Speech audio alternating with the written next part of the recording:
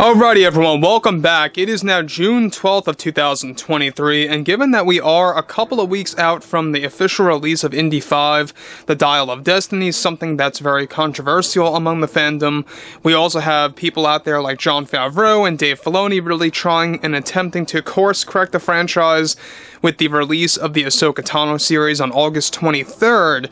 That's really going to borrow many elements from Heir to the Empire and the Thrawn trilogy from the 1990s. This is Mike Zero. Subscribe if you're new and like this video to see future Star Wars updates. I'm also on Twitter at Mike01. I thank you all so very much for the great and kind support. And without further ado, let's get right into the subject. Now, for those of you that have not been fully aware, there's a lot of things that have been going on over at Lucasfilm and Disney, given that there's a lot of loyals for Jon and Dave, and a lot of loyals also for Kathleen Kennedy and Leslie Headland. Much like the Star Wars fandom, there is also a divide within Lucasfilm as a company and Disney as a company. It's quite ironic, but it is an actual thing, and that's why you get so many varying projects. Many of which that are led by Jon and Dave, some of which led by people like Leslie Headland, John Watts, and Stephen Knight for the Rey movie, etc. But what's really intriguing about all of this is exactly what Jon Favreau had to state moving ahead, and specifically how a lot of this has to do with George Lucas, Kathleen Kennedy, The Mandalorian Season 3, and the deep Star Wars lore that so many fans love and cherish and really brought with them for the past couple of decades. Now, what's interesting about all of this is exactly what Jon had to say. Now, while both Jon and Dave had been busy promoting Star Wars Ahsoka, they eventually got on the subject of the greatest challenges with the franchise. However, Jon recently admitted the following to the fans. So, when we were creating Mando Season 3, and we finally made it to principal photography to begin shooting on the hardest things, and one of the hardest things that I think myself and Dave had to deal with on set by Kathleen Kennedy were specific instructions to not allow George Lucas on set for the third season. She didn't want his presence on any set either in studio or on location so that we could have a proper vision in place with no critiques. So George wasn't really allowed to visit much like how he was able to do with Mando Seasons 1 and 2, at all actually at the time, to oversee how we were doing. I think that was our biggest obstacle because sometimes I felt like we needed George and we needed his guidance, but Kathy insisted that would be a bad move to have him encourage a certain vision that would interfere with her goals for the third one and how she wanted to create her own tone for the show. Now, let me just pause here quick. Now, this is the same exact thing, by the way, guys, that applied to the Acolyte series. I don't know if you guys have been made aware about this, but the Acolyte, Kathleen Kennedy and Leslie Headland completely restricted George Lucas from ever entering set, to ever even looking at the set, and not even getting an idea of where things were going for that show. It really makes you wonder, are they really lacking that much confidence to the point where they can't have George Lucas on set to even pull a couple of critiques, here and there, and to kind of give some pointers?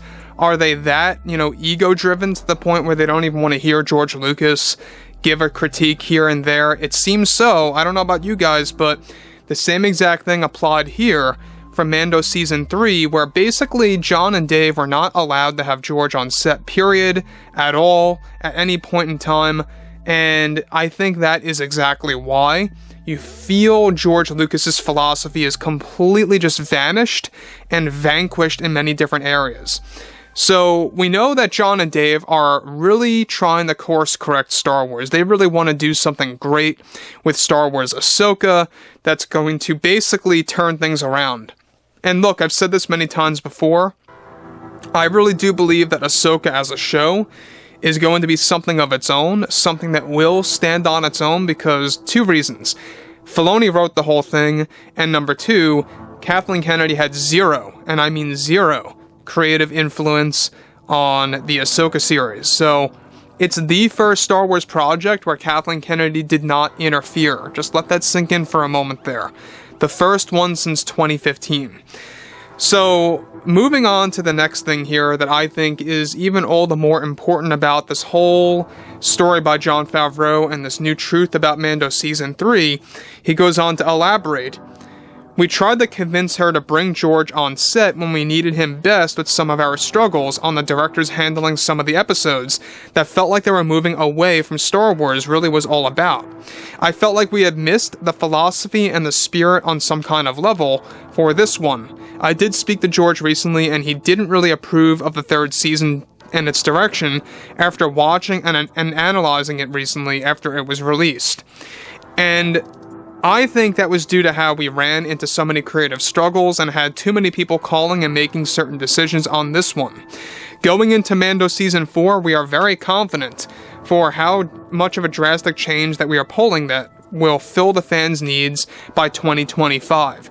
So again, Jon is making it openly clear that Mando Season 3 is not, or should I say Mando Season 4 is not going to see the light of day until at least 2025, which is unfortunate, but it's true. It's a very far ways out, and we most likely will not be seeing it until, give or take, maybe March of that year. They would really have to begin shooting this thing, you know, by maybe the beginning of 2024 to really meet that time frame.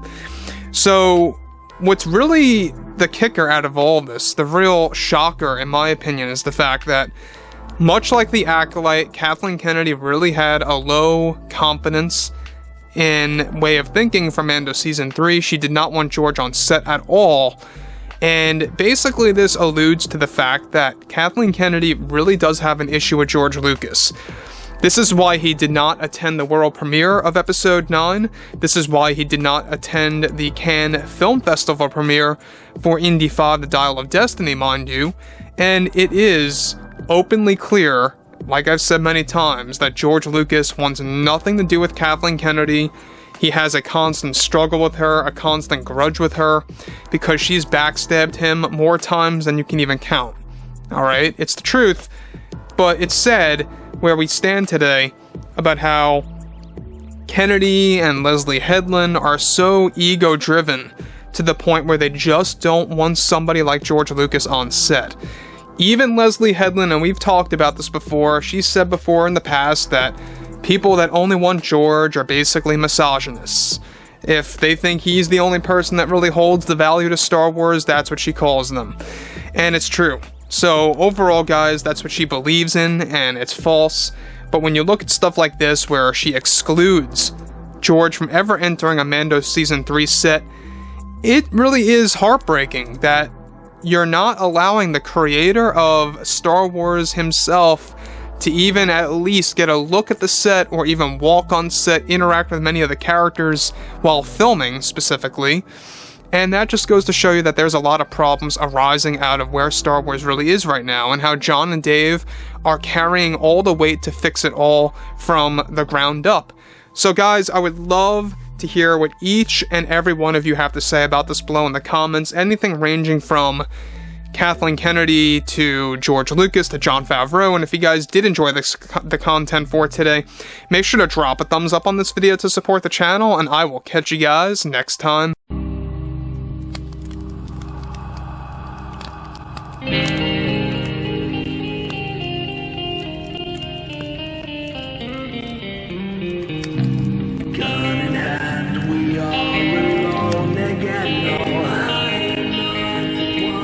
From night to moon we hear them moans again.